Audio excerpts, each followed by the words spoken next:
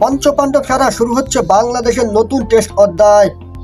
বাংলাদেশ ক্রিকেটের অন্যতম সেরা 5 ক্রিকেটার হলেন তামিম ইকবাল, সাকিব আল হাসান, মুশফিকুর রহিম, মাহমুদুল্লাহ রিয়াদ ও মাশরাফি বিন মুর্তজা, যাদেরকে বলা হয় পঞ্চপাণ্ডব।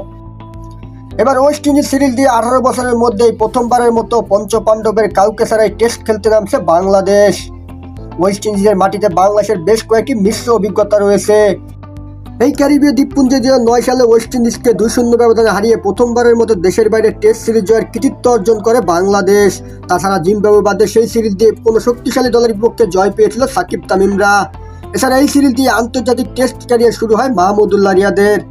তবে ওয়েস্ট ইন্ডিজের তিক্ত অভিজ্ঞতাও রয়েছে বাংলাদেশের। 2009 সালে ইতিহাস গড়া সেই সিরিজে মাশরাফিকে হারায় টাইগাররা।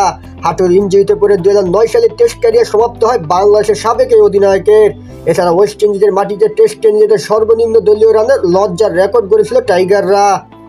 ইনজুরি কাটিয়ে মাশরাফি অন্য 2 ফরম্যাট খেললো আর টেস্টে ফেরেননি। এরপর পঞ্চপাণ্ডবের বাকি 4 জন দীর্ঘদিন বাংলাদেশকে সাদা পোশাকে প্রতিনিধিত্ব করেছেন। 2021 সালের টেস্টকে বিদায় দেন মাহমুদুল্লাহ রিয়াদ। সম্প্রতি সাকিবও টেস্ট ক্রিকেটকে বিদায় জানিয়েছেন। এছাড়া তামিমও 1.5 বছরের বেশি সময় ধরে টেস্ট খেলছেন না। পুরোনায় কবে ফিরবেন তাও নিশ্চয়তা নেই।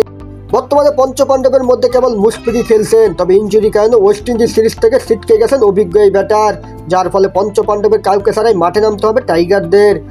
সাকিব তামিমদের অর্জন এবার নতুনত্ব যোগ করবেন লিটন মিরাজরা। তাদের হাত ধরে টেস্টে এক নতুন অধ্যায়ে প্রবেশ করবে বাংলাদেশ, যার শুরুটা হচ্ছে এই ওয়েস্ট ইন্ডিজের মাটিতেই।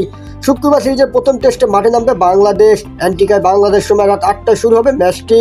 এই ম্যাচে নিয়মিত অধিনায়ক নাজমুল শান্তর অনুপস্থিতিতে নেতৃত্ব থাকবেন মেহেদী হাসান মিরাজ। হায়দার খান, খেলার খবর।